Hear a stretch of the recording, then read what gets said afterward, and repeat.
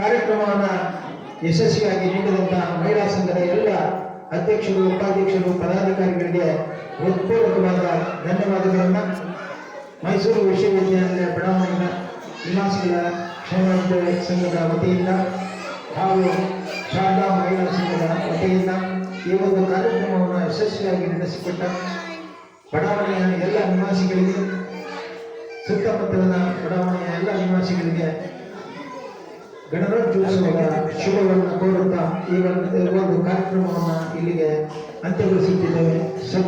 ಸರ್ವರಿಗೂ ಶುಭಾಶಯಗಳು, ಶುಭಕಾಮನೆಗಳು, ವಂದನೆಗಳು. Thank you.